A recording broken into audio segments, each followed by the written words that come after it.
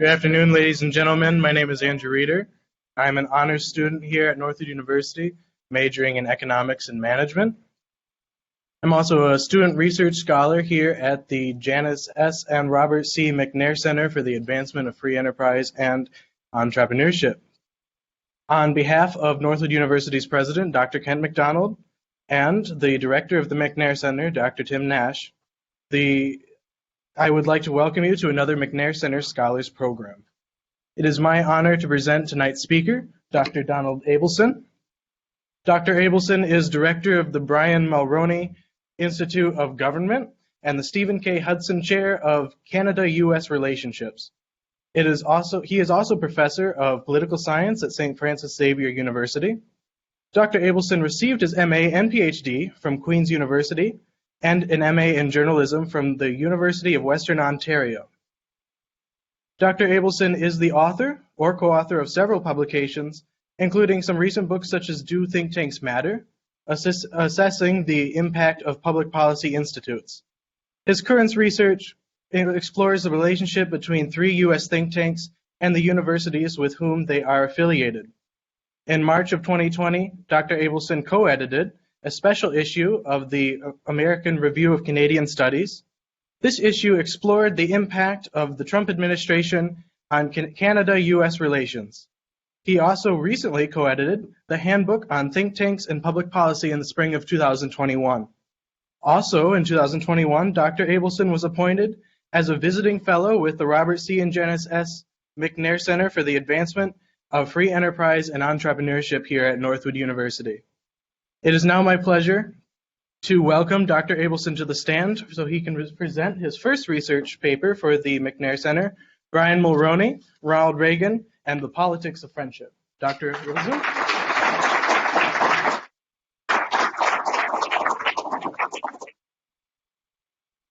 Well, thank you so much, Andrew, for your very kind and warm and very generous introduction.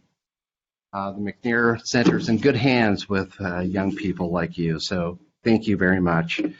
I also want to extend my profound thanks to Dr. Tim Nash, the director of the McNair Center. Tim and I have, actually today is the first time we've actually met in person, but have had many discussions over the past year, and thank you for your kindness and generosity and for inviting me to join your wonderful center. I'd also like to thank Dr. Kent McDonald. As you know, before Dr. McDonald became president of Northwood, he was president at St. FX. And although we only worked together for a very brief period of time, I credit Dr. McDonald for bringing me to St. FX, for introducing me to Prime Minister Mulroney, and for giving me an opportunity to head up what we believe is an important institute in Canada. For those of you who might be Canadian or have Canadian friends, relatives, you know that one of the things that defines us is the tendency for us to apologize. We generally apologize for everything. You'll often hear Canadians saying, I'm sorry, I'm sorry, I'm sorry, even for things we haven't done. So my wife reminded me today that I should apologize in advance because some of the slides that I'm going to be showing you are a little grainy. I didn't take the photos, I uploaded them, but you have my profound apologies. So let's begin. On June 21st, 1984, President Ronald Reagan welcomed Brian Mulroney, then official leader of the opposition in the Canadian Parliament, the White House.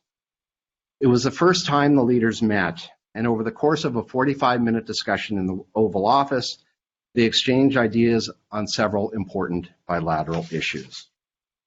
Although it was not unprecedented for a U.S. president to extend an invitation to the leader of the opposition, it signaled to even the most casual observer of Canada-U.S. relations that President Reagan was prepared, indeed anxious, to do business with Mulroney.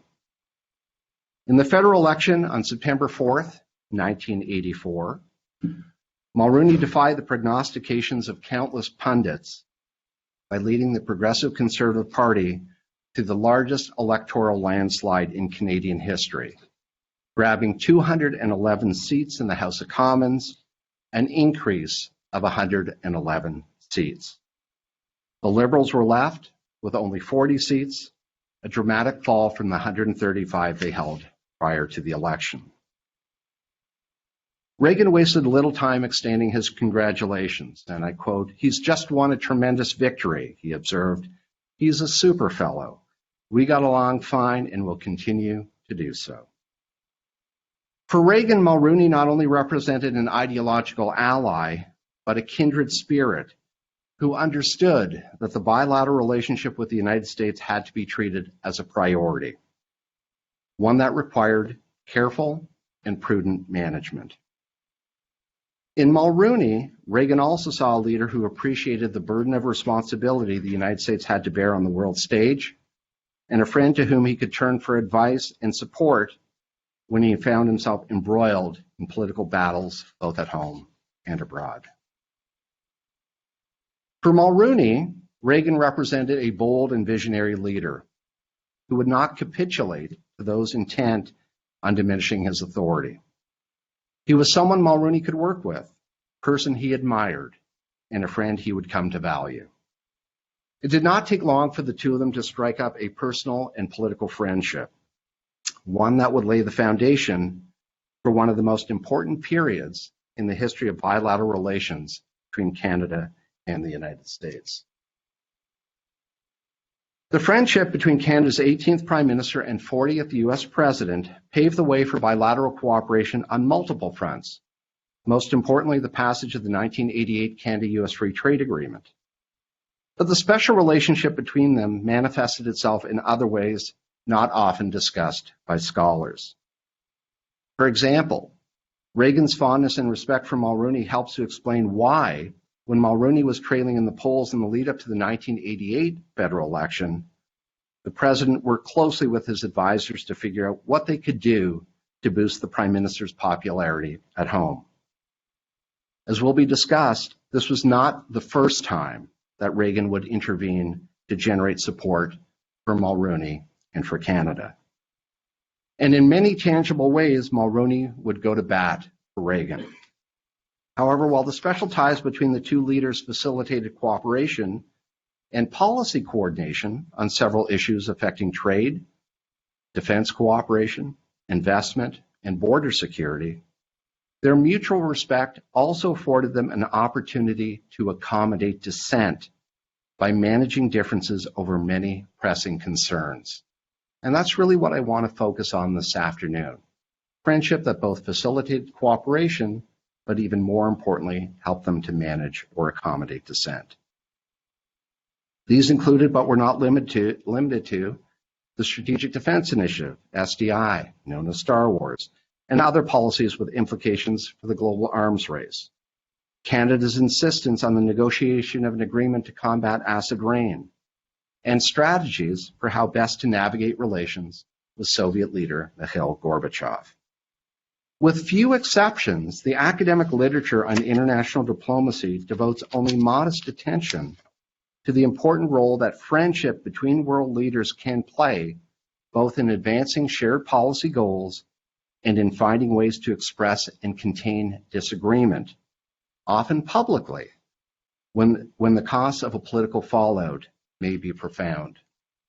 While scholars have written dozens of books and hundreds of articles detailing how policy advisors and others toiling in the inner circles of presidents and prime ministers have helped influence their thinking on key policy matters, far less consideration has been given to how leaders representing the sovereign interests of their respective states work with each other, even when they find themselves at odds over the direction of various policy initiatives. This presentation, with your indulgence, will focus on their backgrounds and personalities, what drew them together, and what ultimately allowed them to form a special bond. In the process, it will offer important lessons on how leaders who have a strong foundation of friendship can invariably influence the course of world history.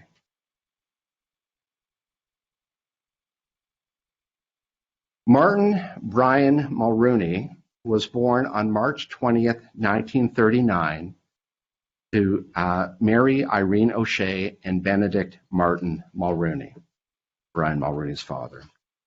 Raised Irish Catholic in the predominantly French-speaking community of Baie-Comeau, was founded in 1936 by Colonel Robert McCormick, owner and publisher of the Chicago Tribune. Brian Mulroney and his 5 siblings grew up in what the future Prime Minister regarded as an idyllic town. In the year he was born, Baie-Comeau had a population hovering around 1,500 people, and by 1942, it was home to approximately 2,000 inhabitants. Mulroney's father, Benedict, and the Prime Minister's eldest son was named after him, Ben, worked as an electrician in the Quebec North Shore paper mill, established in 1938 by McCormick to supply newsprint for the Chicago Tribune. Benedict Mulroney would regularly take on other jobs in his spare time to supplement the family's income. Mulroney's mother would contribute in significant ways as well, often accepting boarders in their modest home. As with the majority of Irish Catholics in Quebec at the time, both of Brian Mulroney's parents were liberal, though when John Diefenbaker ran for the leadership of the Conservative Party in 1956, Benedict Mulroney changed his party allegiance and remained a loyal Conservative for the rest of his life. From an early age, Brian Mulroney internalized the sacrifices his parents made to raise their children and felt a deep-seated obligation to help his family. One Sunday evening after his father returned from work, Mulroney, 16 at the time and a graduate of St. Thomas High School, now St. Thomas University in Chatham, New Brunswick, discussed with him the possibility of entering an apprenticeship program at the mill. He noted in his memoirs that, and I quote, "I raised with my dad the thought that perhaps I would enter the excellent new apprenticeship program at the mill for a few years to assist the family financially. My father looked at me and said, 'I appreciate the offer, Brian, and we do need the help.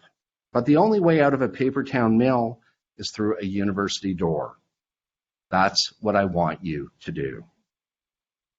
This conversation, which the former Prime Minister has shared with multiple audiences over many years, I think I've lost track about how many times I have heard it, transformed his life. He wanted to help his family financially, but his father, a man whom he greatly admired, loved, and respected, understood that for his son to have a better life, he had to take advantage of his sharp and keen intellect. It was because of his insistence that he pursue a higher education that in September 1955, Brian Mulroney entered St. FX as a freshman at the ripe old age of 16. Nestled on a hill overlooking downtown Antigonish, a picturesque town in northeastern Nova Scotia, Mulroney embraced his new life at St. FX. Surrounded by talented faculty, and a little over 1,000 students drawn from across Canada, the United States, and the globe, the university was an ideal environment for the young Mulroney to find his voice. Pursuing an honors degree in political science, which he would complete in 1959, Mulroney distinguished himself as a champion debater, and over time, he became increasingly immersed in the politics of the day. At St. FX, Mulroney followed and advocated for the policies of Conservative Prime Minister John Diefenbaker, the 13th Prime Minister of Canada, whom, as a student, he managed to reach by phone and eventually meet, and he paid close attention to the views of other leaders in provincial and federal politics. At St. FX, he was also exposed to the teachings of Reverend Dr. Moses Cody, founder of the Cody Institute, who stressed the importance of promoting social justice, a lesson that would resonate with Mulroney throughout his political career as he sought to address injustices committed in Canada and abroad. Mulroney never regretted his decision to attend St. FX, and his steadfast commitment to his alma mater has remained intact for over 60 years. Most recently, the Prime Minister raised over $105 million for the university to build Mulroney Hall, a state-of-the-art teaching and research complex housing the Brian Mulroney Institute of Government, the largest fundraising initiative undertaken in the school's history. In 1961, Mulroney would take his love and thirst for politics to Laval University in Quebec City, where he would study law and closely follow debates in the province's National Assembly. 3 years later, the young law school graduate specializing in labor law would join Howard Kate Ogilvie et al., now known as Norton Rose Fulbright in Montreal. It was at Norton Rose Fulbright, where Mulroney continues to practice, that he developed a reputation as a highly skilled labor negotiator representing major companies such as Iron Ore Canada and Power Corporation Canada. As his profile in Montreal's legal circles grew, he caught the attention of Quebec Premier Robert Bourassa, who in 1974 established the Royal Commission to investigate corruption in the province's construction industry. Known as the Cliche Commission, Mulroney joined Robert Cliche, a former New Democratic Party leader and judge, and Guy Chevrette, leader of the province's teachers' union and a supporter of the Parti Québécois, in the three-member inquiry. The exposure Mulroney generated in Quebec and across Canada as he and his colleagues probed the corruptive practices in the province's construction industry helped showcase his vast talents. There was no doubt he could ask difficult questions, and there was even less doubt that he would allow himself to be intimidated, even when he and his family faced death threats. Mulroney and his colleagues were appointed to serve the public interest, and there was little anyone could do to distract them. With these kind of leadership qualities on full display, it is not surprising that Mulroney, who had never run for public office, decided to throw his hat into the ring, become the next leader of the Progressive Conservative Party of Canada in 1976. Finishing third in the leadership race behind Joe Clark and Claude Wagner, Mulroney's hopes to replace Bob Stanfield as party leader were temporarily dashed. Clark would go on to become Prime Minister for a very short period of time, 1979. And less than a year in his first and only term, Clark would be defeated by Pierre Trudeau, who would go on and form a majority government after the 1980 election. This would not be Clark's only defeat.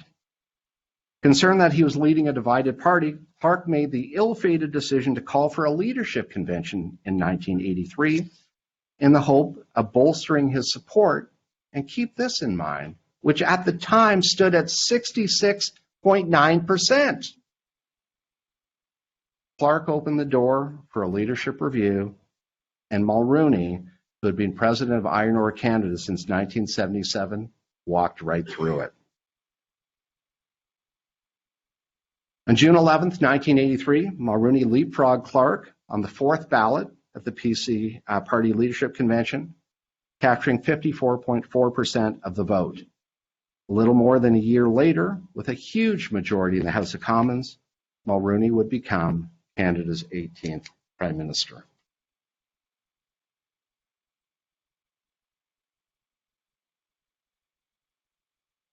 Ronald Wilson Reagan took his first breath in a small apartment above the Pitney General Store in Tampico, Illinois, on February 6, 1911.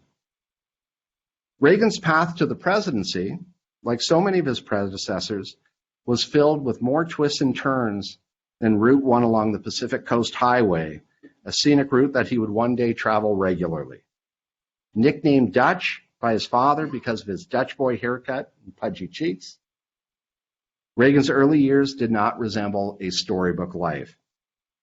His father was a salesman, mainly of shoes, and the family moved to several towns across Illinois before settling in Dixon in 1920. Jack was also an alcoholic. Raised Catholic in the Disciples of Christ Church by parents loyal to the Democratic Party, Reagan observed his mother's lifelong commitment to others. Her compassion and generosity, according to veteran journalist and Reagan biographer Lou Cannon, was never lost on him.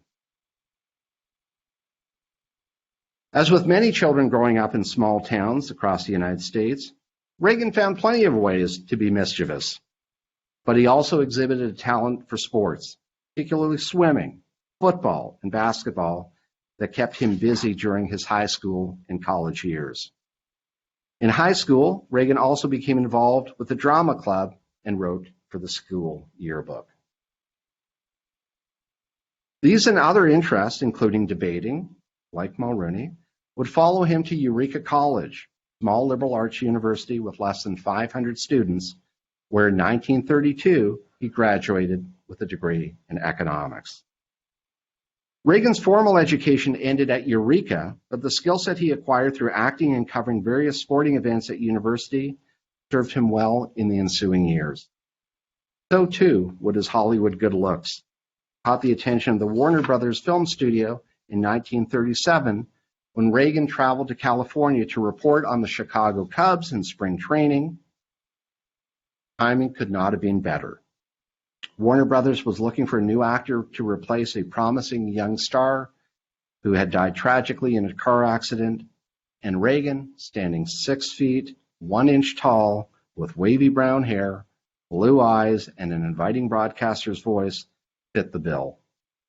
Following a screen test, the studio offered him $200 a week, the equivalent of almost $4,000. Reagan would go on to appear in over 50 films. As a second lieutenant in the Army Air Corps 1st Motion Picture Unit during World War II, he would serve his country narrating films for young recruits. By 1954, Reagan's career as a Hollywood actor was coming to an end, but he managed to secure a contract with General Electric to narrate the General Electric Theater, a new Sunday night television program that would soon top the ratings chart. 8 years later, he would leave General Electric over a contract dispute, but with the help of his older brother Neil, would host a popular Western series. As Reagan's profile in the entertainment industry was beginning to fade, he devoted more of his time and attention to representing and advocating for working actors, first as a member and then as president of the Screen Actors Guild, a position he held from 1947 to 1954. During the 1950s, Reagan, a lifelong Democrat, began to shift his political allegiance to the Republican Party. Although not a fan of Richard Nixon, his growing distrust of John F. Kennedy and the Democratic Party convinced him to change his registration to Republican. He supported Nixon in his narrow defeat to Kennedy and again lent him his support as the former vice president launched an unsuccessful bid to become governor of California in 1962. Reagan's growing concerns over the management of the largest state in the Union convinced him to take a run for the California governorship in 1966. And to the dismay and surprise of many, he defeated two-term incumbent Edmund G. Pat Brown, Jerry Brown's father. Serving as governor from 1967 to 1975 took Reagan's national profile to new heights. Although he often generated controversy in his dealings with major California institutions, including the University of California, Berkeley, his positions on a range of state and national issues shaped his conservative persona. After leaving office, Reagan wrote a regular column that appeared in 175 newspapers, provided on-air commentaries to more than 200 radio stations, and was a regular on the speech circuit. Reagan, who as early as 1968 was widely considered a strong contender for the Republican presidential nomination, had an important decision to make. Could he try to unseat President Gerald Ford from the great state of Michigan in the 1976 Republican presidential primaries? Despite running a strong campaign, Reagan finished second to Ford, but his political career, as you know, was far from over. 4 years later, he would become the 40th president of the United States, defeating Jimmy Carter with almost 51% of the popular vote and all but 49 electoral votes. His margin of victory in 1984 was even more impressive, winning close to 59% of the popular vote and over 97% of the electoral vote, leaving his opponent, Walter Mondale, with only his native Minnesota and its 13 electoral votes. Let's focus on the friendship between these two great leaders. Ronald Reagan and Brian Mulroney came of age during momentous periods in world history.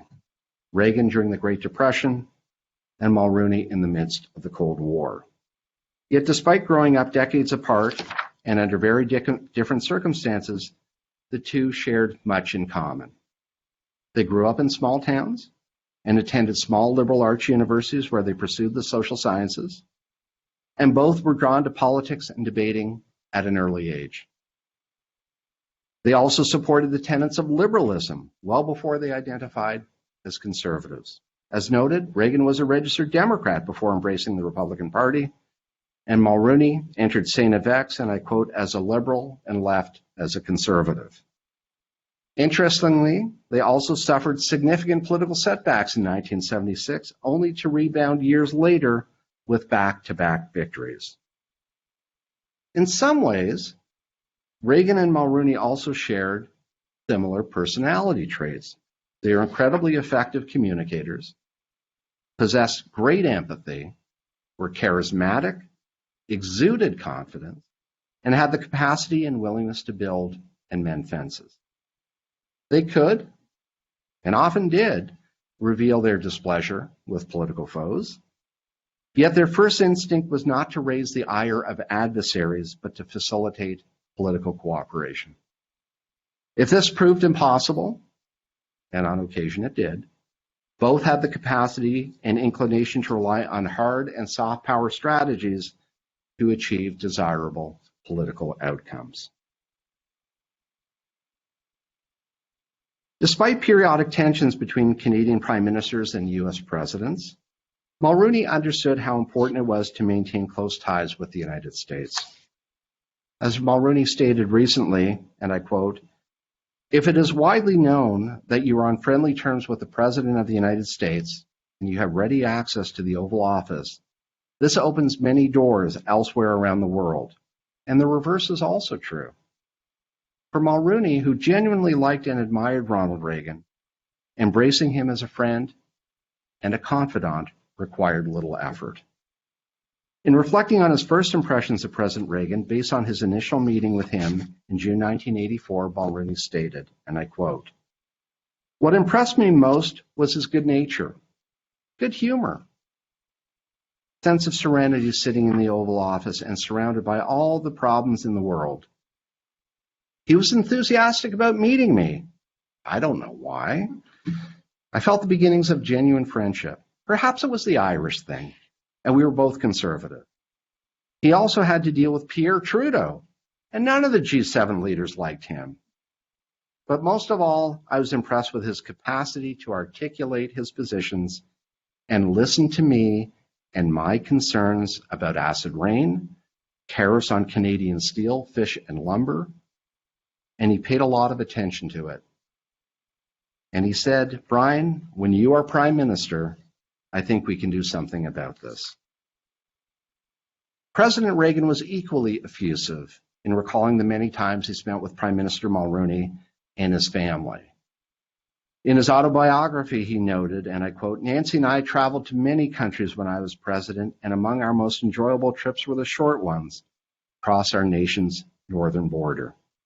Prime Minister Brian Mulroney of Canada was a valued ally, and we became good friends with him and his lovely wife, Mila."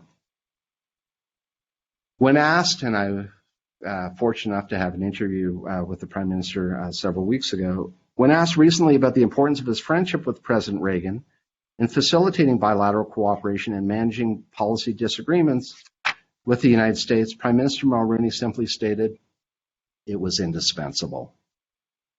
Mulroney recalled when, in the lead-up to the 1986 G7 summit in Tokyo, he was informed that Japan, along with the United States, the Federal Republic of Germany, Britain, and France, had established a separate G5 meeting to discuss international monetary policy, and that Canada and Italy had been excluded. Trudeau was aware that this group had been created, but according to Mulroney, did little to voice Canada's opposition. However, unlike Trudeau, Mulroney was not prepared to remain silent. At the G7 summit, he went to great lengths to condemn Canada's exclusion from the body.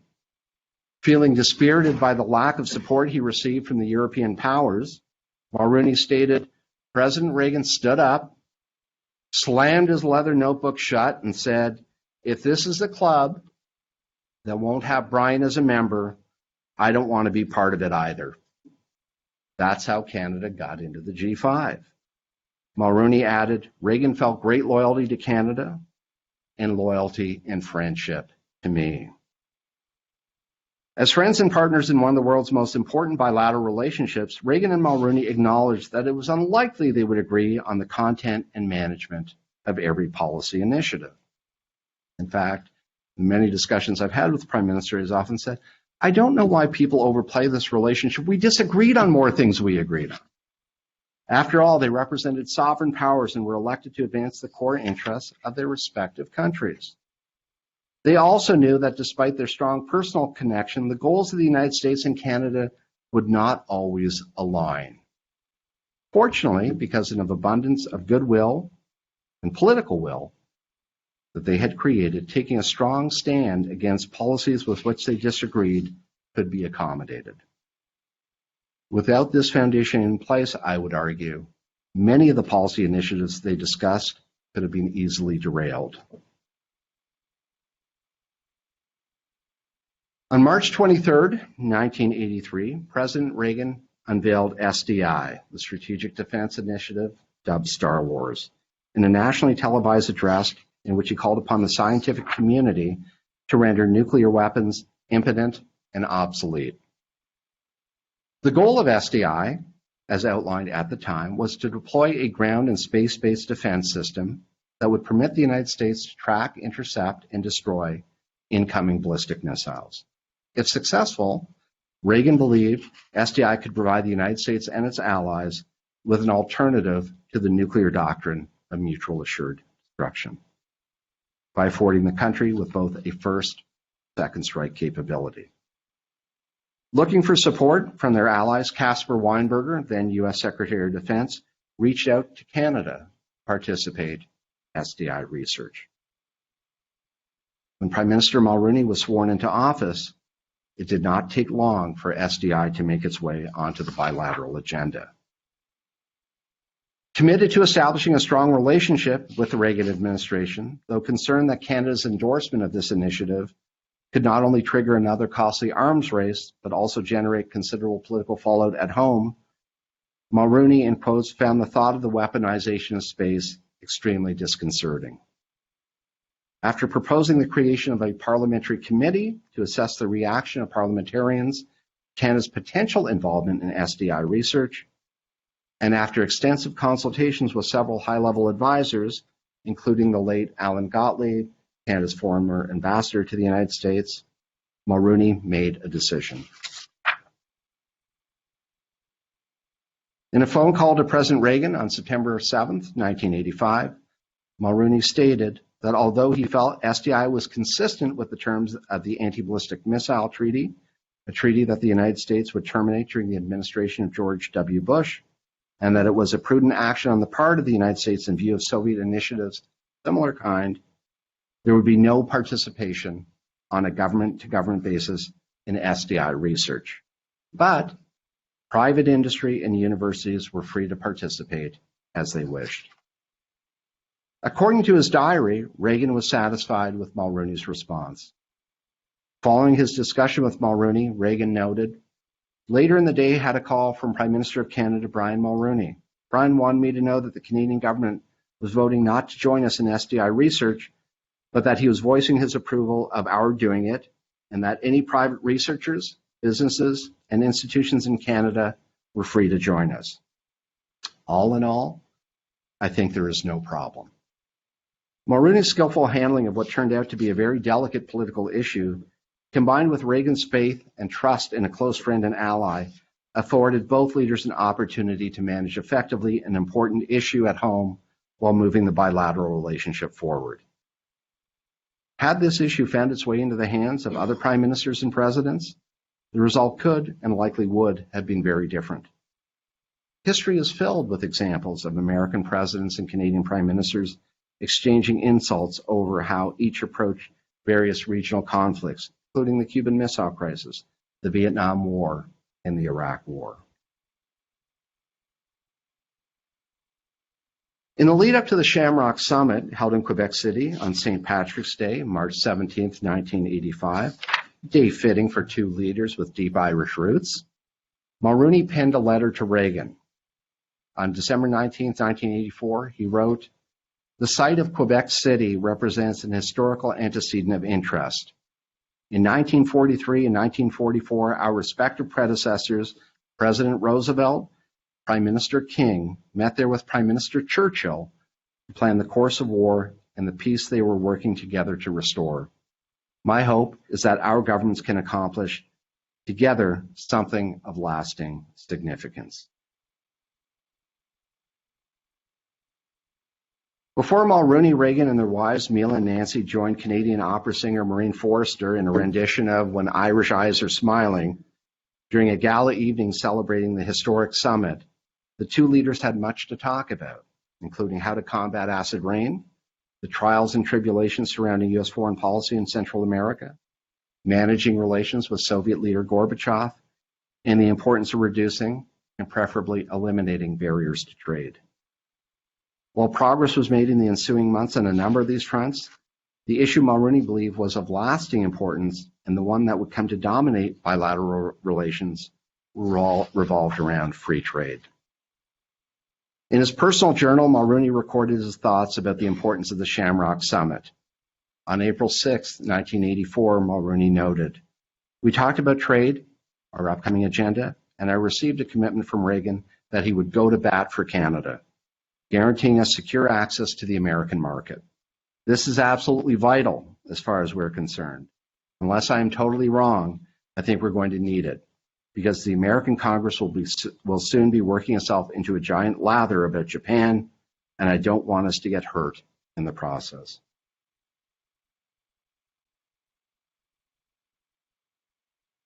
Following months of negotiations, the issue that would make or break the agreement boiled down to Mulroney's insistence that the FTA include a binding settlement mechanism, that it would ensure that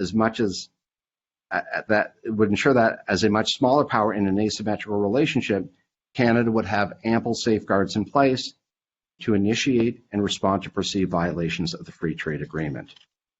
While Canada faced considerable resistance from U.S. negotiators regarding this demand, Mulroney didn't flinch.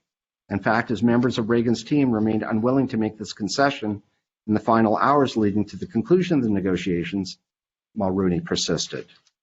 No binding settlement mechanism, no agreement.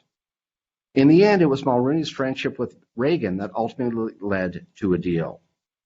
As Mulroney observed, when he met with Reagan at the G7 summit in Venice in June '87 to discuss the progress of the free trade negotiations, he didn't waste any time with pleasantries. Mulroney wrote, "I had told Ron many times that a binding dispute settlement resolution was key to Canada's demands. In repeating this in Venice, I bluntly warned him that Canada needed to know if he couldn't deliver, as we then prepared to leave the negotiating table. If you can't deal with your largest trading partner and best friend, who can you negotiate with?" I asked. There's no doubt that Mulroney's friendship with and access to Reagan ultimately led to a successful negotiation of the Canada-US Free Trade Agreement, which the two leaders signed January 3, 1988. However, it was not until a year later, after implementing legislation was approved by both governments, that the agreement was enacted into law. In the interim, Mulroney had to return to the campaign trail to secure a second term in office. While there were several matters he had to address in the 1988 Canadian federal election, the main issue was whether free trade with the United States was good for Canada. In the last 2 weeks before the November 21st election, a Gallup poll reported that 43% of decided voters favored the Liberals, 31% chose the Conservatives, and 22% supported the New Democratic Party. News of the polls made its way to the White House. On November 10th, President Reagan noted, "Canada is presenting a problem. PM's opponent, John Turner, looks like he's going to be the winner." When the Gallup poll was released, Alan Gregg, head of Decima Research, a major polling company in Toronto, in quotes, personally reassured Prime Minister Mulroney that his soundings were far more favorable. And he was right. With 43% of the popular vote, Mulroney secured a second majority government and had the mandate he required to pursue his agenda, one that included the ratification of the Canada-US Free Trade Agreement, which was brought into force on January 1st, 1989. Alan Gottlieb, who helped negotiate the agreement. Reagan's concerns about Mulroney's re-election efforts were not new. As early as March 1987, he recognized that his friend was having challenges and that his administration had to do something to help. During a meeting of the National Security Council on March 3rd, 1987, in quotes, in preparation for my summit in Canada with Prime Minister Mulroney, Reagan wrote, Mulroney's in big political trouble. And part of it is based on political attacks that he's beholden to me and to the United States. We're trying to find some things to bolster him. One possibility, if we can do it, some pickup on the acid rain situation. President Reagan's willingness to consider how to help Mulroney is notable, and his kindness was not lost on the Prime Minister. Mulroney was acutely aware that his efforts to fortify Canada's ties with the United States would be welcomed by some Canadians and repudiated by others.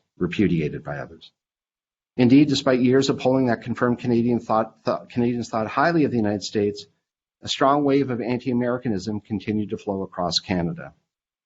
And Mulroney's desire to strengthen ties to the United States made him a favorite target.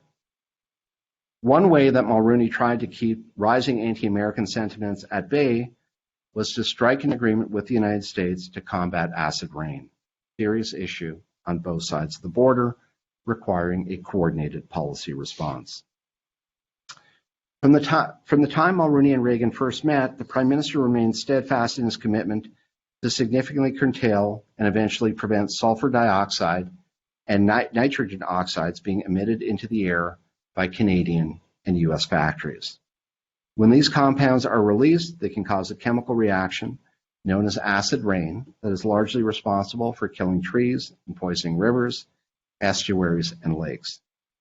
Reagan was sensitive to Mulroney's concerns, but for a time was under the impression, and again, it wasn't only President Reagan's impression, but that of many in the United States, that it was Canada, not the United States, that was largely responsible for this problem, a claim that Canadians disputed by saying that 50 to 70% of acid rain came from the United States and as little as 2 to 10% from Canada. Reagan's willingness to listen to Mulroney's concerns and to engage him on this matter helped increase the profile of this important issue. But relative to other domestic and foreign policy challenges the president was confronting at the time, including the Iran-Contra affair, negotiating nuclear arms agreements with the Soviets, and building a stronger American economy, this file was often relegated to the sidelines. Although Mulroney would have liked nothing more than to sign an agreement on acid rain with Reagan, the political stars did not align when the president was in office. Mulroney would have to wait until Reagan's successor, President George H.W. Bush, assumed the presidency before an agreement on acid rain could be reached. Canada ratified the Canada-US Air Quality Agreement on March 13, 1991. This achievement, along with several other initiatives Mulroney undertook to protect the environment, explains why, in April 2006, he was recognized by a panel of experts as Canada's greenest Prime Minister. Conclusion. In reflecting on his 9 years in office, Prime Minister Mulroney has often said that in the heat of political battles, it is important not to lose sight of the many friendships forged with people from all political stripes that were formed along the way. As this presentation has shown, Mulroney and Reagan did not necessarily agree on how best to move certain policy files forward. Still, theirs was a special relationship, one that would create critical opportunities, again, to promote cooperation and manage dissent. They had a chemistry that, unlike acid rain, was anything but toxic. Representing sovereign countries with distinct national interests and identities and firmly immersed in an asymmetrical power relationship, they discovered creative and innovative ways to find common ground, even when the politics at home could have easily driven a wedge between them.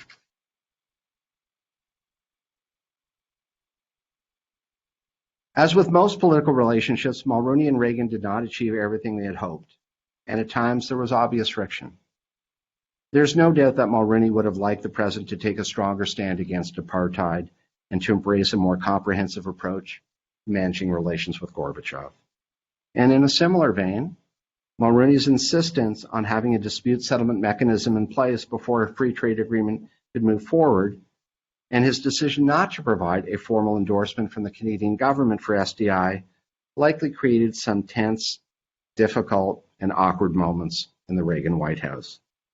But despite some policy differences in the history of Canada-US relations, rarely have a Canadian Prime Minister and a US President demonstrated more effective and competent leadership. This study, upon which this presentation is based, reveals how two leaders who are willing to become more than allies can indeed change the course of history, and they did. The relationship established and nurtured by Mulroney and Reagan unfolded over hundreds of hours and many years, not through dozens of tweets. Leaders that are more consumed by what is said on social media than what they accomplish in their personal interactions with colleagues would be well served by reflecting on what two small-town Irish kids from modest backgrounds were able to accomplish. Brian Mulroney and Ronald Reagan remained close friends well after the president left office.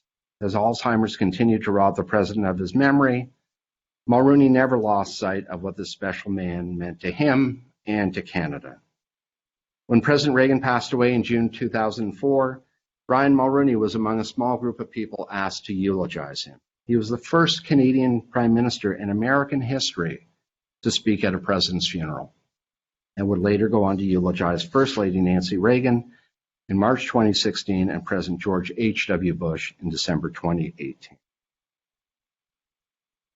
The close and enduring bond between Brian Mulroney and more than a snapshot in history showcases how leaders should lead, how policy differences can be resolved through perseverance, mutual respect, and friendship, and how the interests of nations can be advanced when there's an abundance of political will. It reminds us of what can be achieved when leaders are prepared to exchange more handshakes than insults. Thank you very, very much.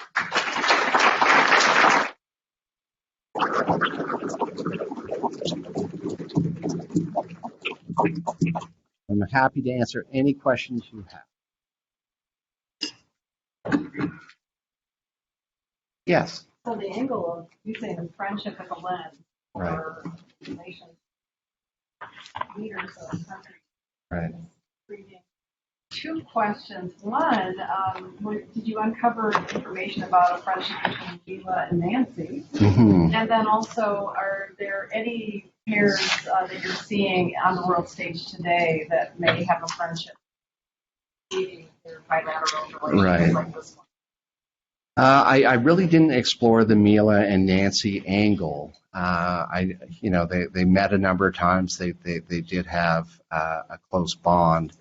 I don't think as certainly as close as the Prime Minister and the President's, but there was a strong relationship there. Prime Minister Mulroney often tells a story about being at a summit and waiting in an airplane hangar with the President, and in walked Nancy and Mila. And the Prime Minister elbowed the Prime Minister and he said, "Look at these two women. God, they look just absolutely amazing." He goes, "We've certainly traded up." So there was a strong camaraderie. But what's interesting is that although there's been a lot of focus on the relationship between Prime Minister Mulroney and President Reagan, in many ways his relationship with President Bush was much stronger. And that's going to be something that I look at down the road. They had an incredibly close bond, and the Mulroney family and the Bush family would vacation yearly at Kennebunkport. President Bush, acknowledged in his memoirs that the most important advisor he ever had was Brian Mulroney, and so there was that mutual respect. That deep and abiding friendship, but the two were very, very close. Not to say he wasn't close to President Reagan, he was. The Bush relationship was a little different. The children of each family were close. there was a really strong attachment. And in terms of looking at the world stage, I think that there's the basis for friendship for many leaders around the globe. But again, this was something different. When the Prime Minister talks about a relationship that evolved over hundreds of hours, I've been fortunate that I now have access to materials that before hadn't been released to the public. They are now. Papers in Library and Archives Canada, notes from phone calls and letters being exchanged. So that's something I would look at down the road. But it was interesting when I began this project, and I've done a lot of work on foreign policy decision making and international diplomacy. I thought, there's going to be a lot written about the role of friendship, which is a whole lot different than the role of allies.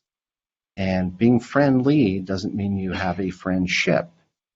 This was a real friendship.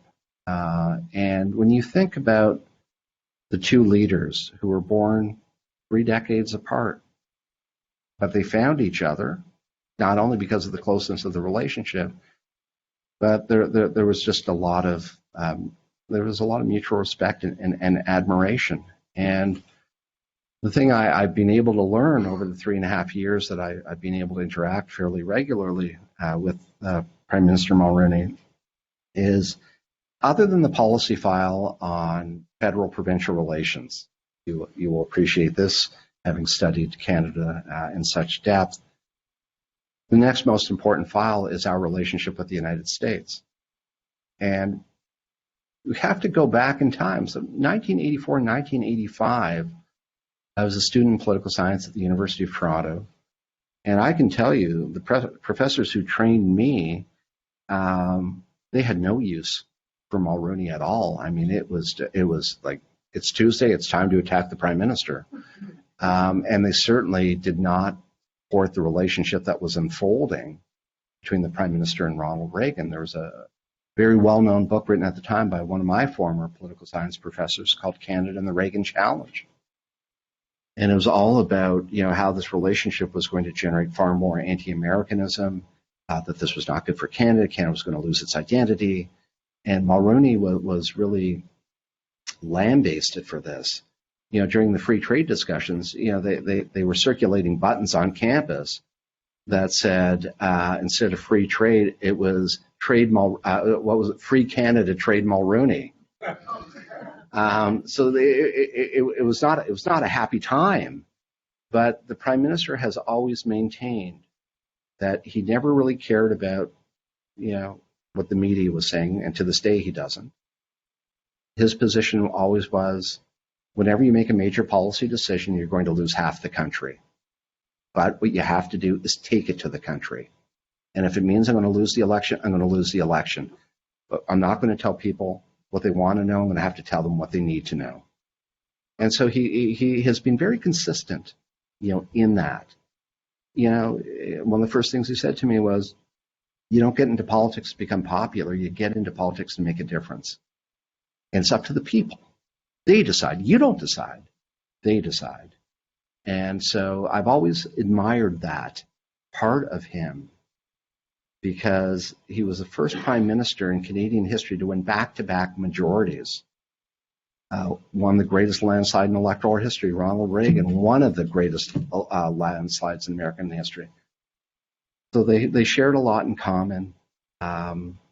Again, respect, admiration, and the prime minister's belief that Canada cannot elevate its status on the world stage without being a close ally of the United States. But it's more than just being an ally, it's about being a partner. So the book that I'm working on now with colleagues is about revisiting the special relationship between the two countries. And, we know that the relationship goes through ebbs and flows, that there are good times and there's some tense moments. But we need, I think, as scholars, to kind of reflect on what brings us to that point and how people are able to manage it properly. And sometimes leaders manage it very well, and other times they don't. And there's a cost to that. Yes. Follow up to Kristen's comment, and then a second question on Isn't it true that President Reagan spoke at, I'm sorry, that the Prime Minister Mulroney spoke at both President Reagan's funeral and Mrs. Reagan's funeral? Yeah, right. And so that there was obviously a close friendship across the board. By that indication, to say. Yes. Oh, absolutely. Yes, he spoke. As you know, yeah, at Mrs. Reagan's funeral and President Bush's funeral. So there was that close bond, and they spent a lot of time together. And remember, the Prime Minister telling me this funny story when they were negotiating, or years after they had negotiated a free trade agreement. And he was flying back from Washington, and Frank Carlucci was sitting beside him, and former National Security Council advisor, and they were reflecting on the Reagan years, and the Prime Minister said, "God, I just love working with the Gipper. I loved it." He goes, "I don't know, Prime Minister, if you ever realize this. The old man would have given you the roof off the Capitol building. He loved you that much." So it was, again, a special time. A follow-up then, and this is really getting into why everybody needs to be back next year when you Right. Bush presidency. Right. But how would you assess, the Berlin Wall collapsed under President Bush, Right. Prime Minister Mulroney. Right. What kind of groundwork would you say Mulroney and Reagan and others laid for the collapse of the Berlin Wall? I think there were a lot of factors that contributed to it. I mean, if you go back and you focus on the SDI debate, the saying at the time was, more bang for the buck, more rubble for the ruble. The Reagan strategy at the time was to bring the Soviets to their knees. And if it means getting involved in a very costly arms race, well, that's the point. Because the system was fragile, you bring it to its knees. And that's one strategy, but you've also got to fill that vacuum. What happens after? And so I think there were a lot of discussions, certainly at G7 meetings and in other at other venues, that Reagan and Mulroney talked about these things. Mulroney's approach was a little different than Reagan's. Mulroney's first instinct wasn't to really, kind of put a foot or a heel on a leader's neck. It was to give them a little space to breathe. So there's a lot of interesting material in Mulroney's memoirs about, how he approached Gorbachev, and that there were many European leaders, and indeed the President of the United States, who were very fearful and concerned about what Gorbachev would do. Mulroney's response was, let's provide aid, let's provide support, let's give him an opportunity to rebuild. We have an opportunity. Here's someone we can work with. Let's not alienate. Let's see if we can accommodate. So there are different strategies in place. Again, different political pressures, different economic pressures. And when the wall did come down, there were many pundits at the time who said Bush administration was not prepared for that. Then there were a lot of discussions in the ensuing years between Mulroney and Bush over foreign policy. And some of the people who've been closest to Mulroney for 40 years have sat me down and said, "Oh my God, we were in the room when he was sitting with President Bush, and they were basically working out a plan for the world." I mean, it was the two of them, brainstorming about the next steps. So when you think about the access that Mulroney had, when you think about the respect that he enjoyed in Washington, when you think about, let's bring this into more recent context. Justin Trudeau, Prime Minister of Canada, during the Trump years, and he was concerned that the NAFTA wouldn't be renegotiated, or it might be renegotiated, but not in ways that were favorable to Canada. Who was the first person he turned to for support? Brian Mulroney. Brian Mulroney testified in Congress about the importance of the North American Free Trade Agreement 2.0.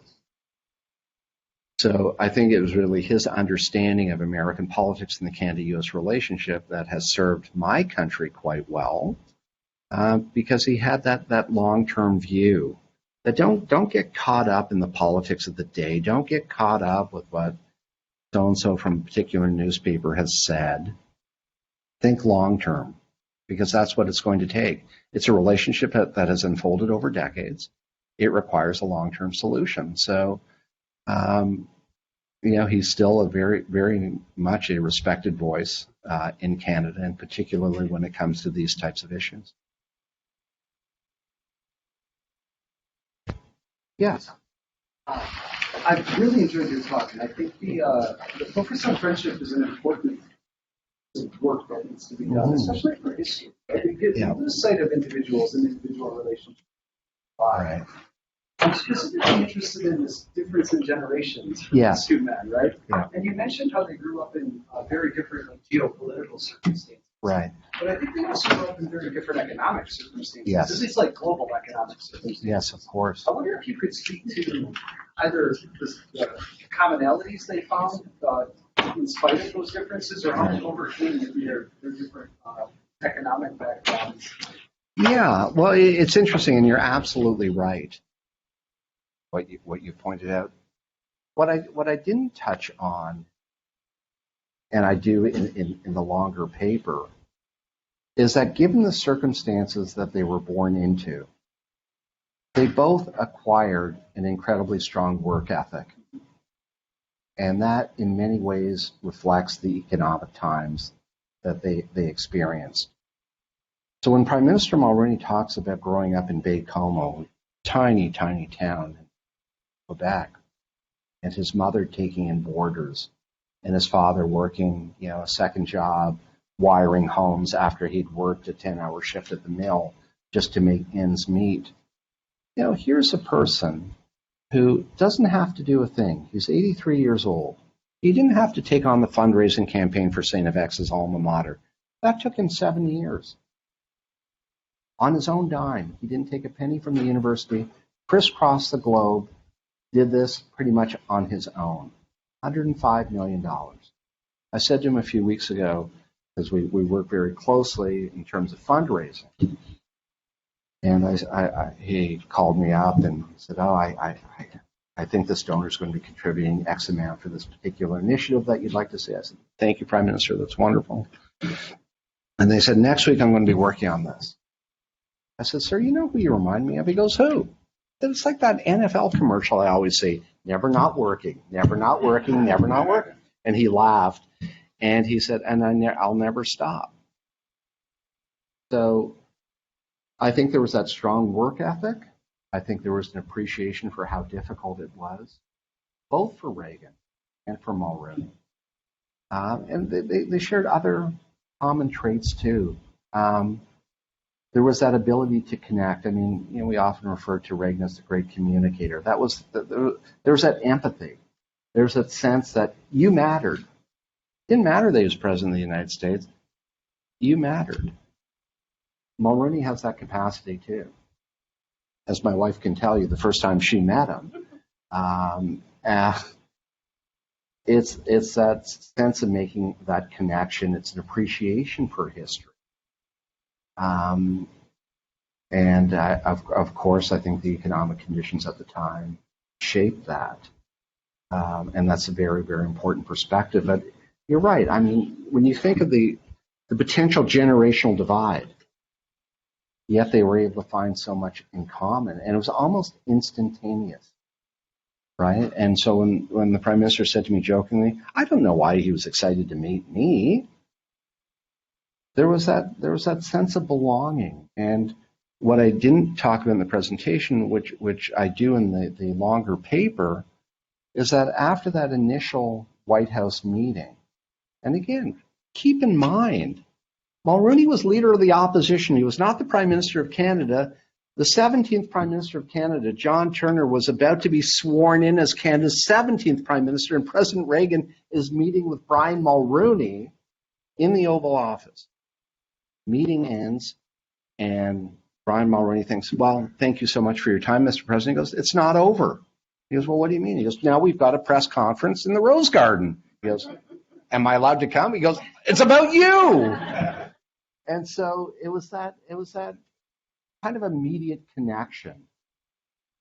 And the more I dug into it, and the more I had the opportunity to speak to the Prime Minister about, what really went on, and And I can tell you the example that I gave about the G7 meeting and not being included as part of the G5, he became very emotional on the phone.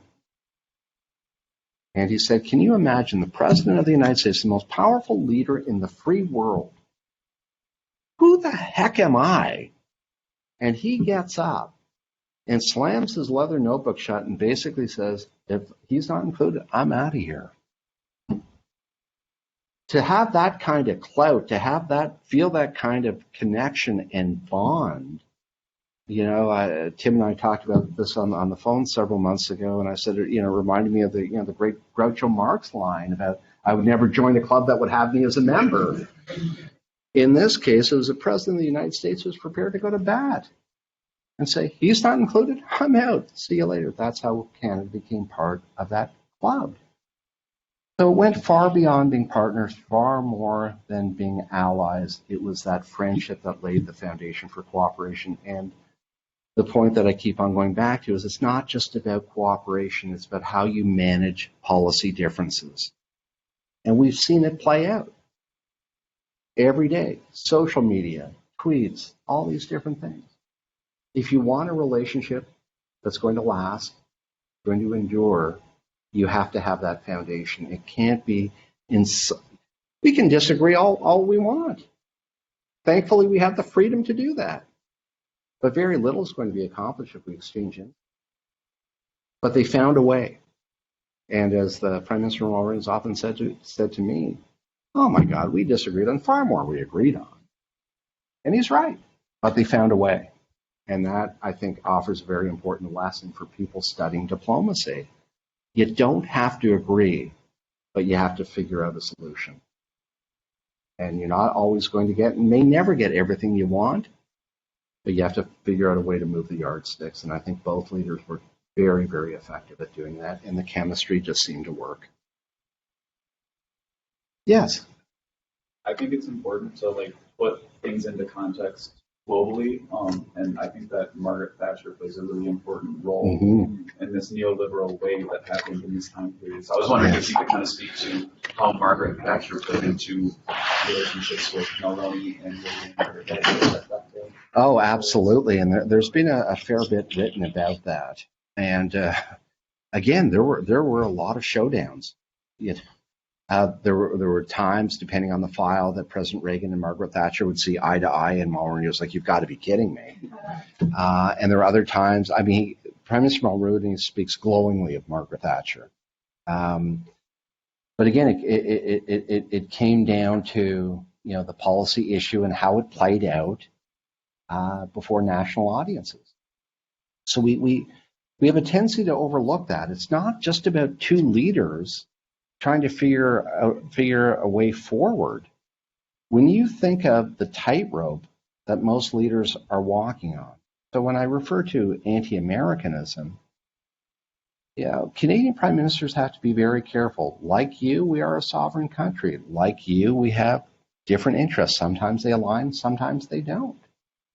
But it's how you manage that relationship. Margaret Thatcher played an incredibly important part in that. You go back to the discussion about ending apartheid in South Africa and the relationship with Nelson Mandela. And Prime Minister Mulroney had many, many heated discussions with Margaret Thatcher because Canada is part of the Commonwealth. And there was a lot of tension. And Margaret Thatcher did not want to move in the direction that the Prime Minister wanted. And I made reference in the presentation in my paper to his days at St. FX. And we have a very well-known institute on campus called the Cody Institute. And the Cody Institute spearheaded a movement called the Anti-Ganesh movement back in the 40s or 50s. And the leader of that movement was Reverend Dr. Moses Cody. We live on the street in Anti-Ganesh, where his grandson is a couple of doors down. And that movement was about promoting social justice. It was about finding creative ways to help people from less affluent parts of the world. When Brian Mulroney was a student at St. FX, he became deeply committed to the principles of the Cody Institute. So when it came to the issue of apartheid in South Africa, Mulroney was among the top world leaders who vowed that if anything got done during his term in office, it would be freeing Mandela. And interestingly enough, when Mandela was freed, and the Prime Minister has told me this story a few times, he was at his residence, and the phone rang, and it was the receptionist from the Prime Minister's office. That Prime Minister Mulroney, there's a gentleman on the phone. His name is Nelson Mandela. And the Prime Minister said, not Nelson Mandela. And Mandela had just been freed. Not Nelson Mandela. My buddy's back in a bar in Baie-Comeau, and they think this is funny. Hang up. She goes, okay, sir. Hangs up. 5 minutes later, phone rings again. Prime Minister, I really think it's Nelson Mandela, and I think you should take the call. He goes, oh, this is ridiculous. Takes the call. Prime Minister Mulroney, this is Nelson Mandela. I wanted to thank you for everything you did. And I was wondering, I'm just now planning trips around the world. I'd like Canada to be my first stop. And it was. And so we have a picture on our website, Brian Mulroney Institute of Government, when he meets Mandela. And it was it was the impact, and Near Hall had a wonderful university, the impact that one person made on his life that, first time I met the Prime Minister, he said to me, and we were sitting in his law office in Montreal, he goes, I don't know you. I said, you're right, you don't. He goes, I've got your resume in front of me. It's good. Who are you? We had a nice chat. And he said, he started asking me about my political views. And he said, yeah, people often get confused. He said, I wasn't a member of the Conservative Party. I was the leader of the Progressive Conservative Party. And when he laid that out, and when you talk to him, his positions at the time, I'm not talking about fiscal conservatism, but were far more progressive than most people imagine. And he had still has, obviously, a deep respect for human rights and the environment and other issues, but it was really how he was taught and trained at St. X that shaped his worldview. So that meeting with Mandela, first trip abroad, a man who'd been in prison for decades, and Brian Mulroney was the first leader he met with, to pay him back for all of his efforts on the world stage. That's how you make a difference.